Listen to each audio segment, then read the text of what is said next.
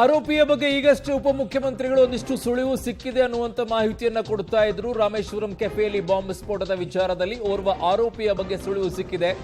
ಆರೋಪಿ ಬಸ್ನಲ್ಲಿ ಬರ್ತಾನೆ, ಬಂದ ನಂತರ ಇಳಿತಾನೆ, ಇಳಿದ ನಂತರ ಅವನು ಆ ಹೋಟೆಲ್ಗೆ ಹೋಗಿ ರವೆ ಇಡ್ಲಿ ತಿಂತಾನೆ, ಟೈಮರ್ ಅನ್ನ ಫಿಕ್ಸ್ ಮಾಡಿದ್ದಾನೆ, 1 ಗಂಟೆ ಆದ ನಂತರ ಸ್ಫೋಟ ಆಗಲಿ ಅಂತ ಹೇಳಿ ಆ ಬ್ಯಾಗ್ ಅನ್ನ ಅಲ್ಲೇ ಇಟ್ಟು ಹೋಗ್ತಾನೆ. ಅವನು ಹೋಗಿ 1 ಗಂಟೆ ನಂತರ ಇದು ಬ್ಲಾಸ್ಟ್ ಆಗಿದೆ ಅಂತ ಉಪಮುಖ್ಯಮಂತ್ರಿಗಳು ಹೇಳ್ತಾ ಇದ್ದು. ಈಗಾಗಲೇ 7 ರಿಂದ 8 ವಿಶೇಷ ತಂಡಗಳ ರಚನೆಯನ್ನ ಮಾಡಿದೀವಿ.